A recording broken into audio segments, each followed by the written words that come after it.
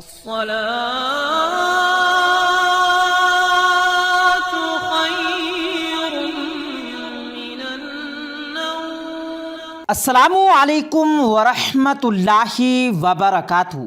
پیارے دوستو، آج جو واقعہ ہم آپ کو سنانے والے ہیں یہ واقعہ پاکستان کے لاہور کا بتایا جا رہا ہے۔ یہ کہانی شیخ صاحب کی ہے۔ شیخ صاحب لاہور کے ایک دفتر میں نوکری کیا کرتے تھے، لیکن ان کے دن کچھ اس طرح سے بدلے کہ اسی دفتر کے مالک کو وہ پسند آ گئے اور یوں ان کی فیملی میں شیخ صاحب کی شادی ہو گئی۔ شیخ صاحب کی زندگی بدلنے لگی، دن رات میں اور رات دن میں تبدیل ہونے لگے، اور شیخ صاحب دیکھتے ہی دیکھتے دکان سے ایک مارکیٹ اور پھر ایک فیکٹری کے مالک بن گئے۔ اس کے بعد انہوں نے اور بھی ترقی کی اور پھر نہ جانے کتنی فیکٹریوں کے مالک بنتے چلے گئے۔ شیخ صاحب 2 بچوں کے باپ بن چکے تھے اور ایک کرائے والے مکان سے بڑی سی کوٹھی میں آ چکے تھے۔ کوٹھی میں آنے کے بعد مالک کی ضرورت پڑی تو انہوں نے سلطان نامی آدمی کو کوٹھی میں رکھ لیا، اور سلطان ایک انتہائی شریف اور اپنے کام سے کام رکھنے والا انسان تھا۔ نہ کسی سے کوئی جھگڑا کرتا اور نہ کوئی شکایت۔ ایک بار شیخ صاحب دن کے 10 بجے کام سے واپس گھر آ گئے۔ انہوں نے گاڑی دروازے پر کھڑی کر دی کیونکہ انہیں واپس جانا تھا۔ گھر میں گھستے وقت نہ جانے کیا ہوا، پودوں میں پانی دے رہے سلطان کے ہاتھ سے پائپ پھسل گیا اور شیخ صاحب کے کپڑوں پر پانی گر گیا۔ ان کے کپڑے بھیگ گئے۔ سلطان ان کے پیروں میں گر گیا، گڑ گڑا کر معافی مانگنے لگا کہ صاحب غلطی ہو گئی، لیکن شیخ صاحب کا دماغ آسمان پر تھا۔ غصے میں نہ آؤ دیکھا نہ تاؤ، وہیں کھڑے کھڑے سلطان کو نوکری سے نکال دیا گیا اور کہا کہ شام سے پہلے پہلے چلے جاؤ۔ سلطان بیچارہ کپڑوں کی پوٹلی باندھ کر گھر سے باہر بیٹھ گیا کہ شاید صاحب کا غصہ شام تک ٹھنڈا ہو جائے گا تو واپس بلا لیں گے۔ لیکن شام کو شیخ صاحب واپس آئے تو دیکھا کہ سلطان ابھی تک بیٹھا ہے۔ انہوں نے گارڈ سے کہا کہ اسے دھکے دے کر وہاں سے باہر نکال دو، یہ مجھے یہاں پر دوبارہ نظر نہ آئے۔ صبح ہوئی تو سلطان جا چکا تھا۔ اللہ جانے وہ کہاں گیا۔ وقت گزرتا گیا۔ اللہ جانے شیخ صاحب کا تیزی سے چلتا کاروبار اچانک رکنے لگا۔ کاروبار میں ترقی کی رفتار اچانک دھیرے دھیرے دھیمی پڑتی گئی۔ پھر ایک فیکٹری میں آگ لگ گئی اور پوری فیکٹری جل کر راکھ ہو گئی۔ شیخ صاحب کو بیٹھے بیٹھے کروڑوں کا جھٹکا لگ چکا تھا۔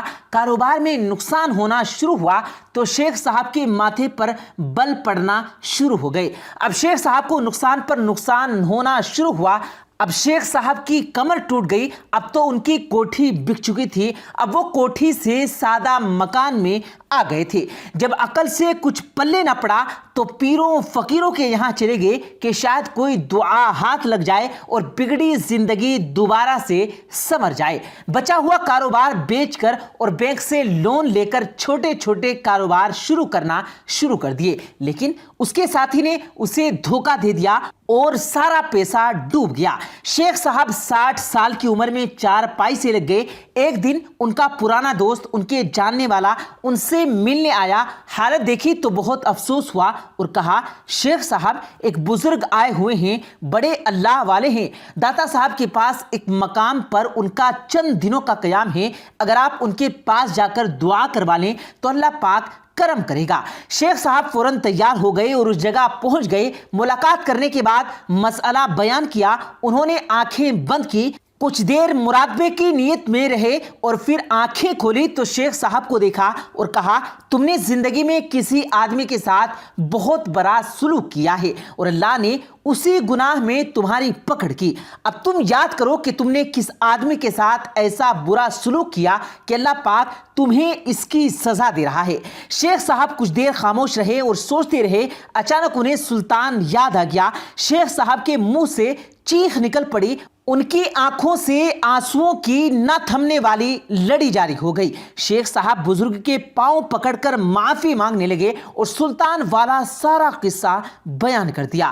بزرگ نے کہا، میری بات سنو۔ انہوں نے شیخ صاحب کو رزق کے حوالے سے कुछ ज़रूरी बातें बताई और उन्हें समझाया और कहा अब जाओ और सुल्तान को ढूंढो, अगर वो मान जाए और माफ़ कर दे तो तुम्हारे दिन बदल जाएंगे। शेख साहब की दुनिया लुट गई और वो सर पीटता हुआ घर आया। घर में कागजात देखता रहा और शायद सुल्तान का कोई पता मिल जाए, लेकिन कुछ भी हाथ न लगा। जब कुछ ना मिला तो वो चकवाल जाने वाली बस में बैठकर चकवाल चला गया, जिधर से सुल्तान आया था, लेकिन उसे सुल्तान न मिला। तो छोटा बेटा बाप को तलाश करते हुए चकवाल अड्डे पर पहुंचा और बाप को वापस लाहौर अपने घर ले आया। लेकिन शेख के दिल का सुकून खत्म हो चुका था।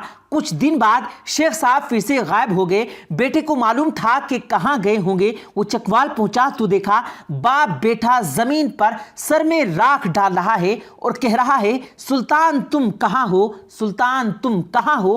बेटा खूब रोता हुआ बाप को वापस ले आया। चंद दिन बाद शेख साहब का इंतकाल हो गया, लेकिन उसे सुल्तान न मिल सका। प्यारे दोस्तों, कहते हैं चपरासी को मत निकालो, उसका रिस्क तुम्हारे रिस्क से जुड़ा हुआ है। उसे तो अल्लाह पाक कहीं और से भी दे देगा। अल्लाह पाक के पास वसीला बनाने की कोई कमी नहीं, लेकिन कहीं ऐसा ना हो कहीं तुम उस मुआवजे वाली नेमत से महरूम ना हो जाओ। प्यारे दोस्तों, अपने माली मामलात में एहतियात कीजिए। कहीं ऐसा ना हो अगर किसी के पास 10-12 रुपये रह जाएं और आप उन्हें छोड़ने की ताकत रखते हैं तो उन पैसों को मत मांगो।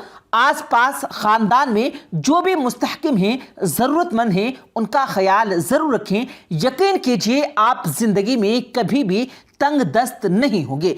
प्यारे दोस्तों, आज हमारे पास अगर बैंक बैलेंस है, अल्लाह की दी हुई नेमत है, तो हमें चाहिए कि लोगों की मदद करें, क्योंकि उसमें हमारे साथ गरीबों, यतीमों और मिस्किनों का भी पूरा पूरा हक है। अगर हम उनका ख्याल रखेंगे तो यकीन कीजिए कि हमारा रिस्क बढ़ता ही चला जाएगा, इसमें कभी कमी नहीं होगी इंशाअल्लाह।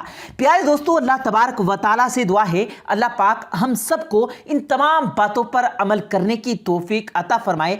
आमीन सुम्मा आमीन। प्यारे दोस्तों, उम्मीद करते हैं आपको आज की हमारी ये वीडियो ज़रूर पसंद आई होगी।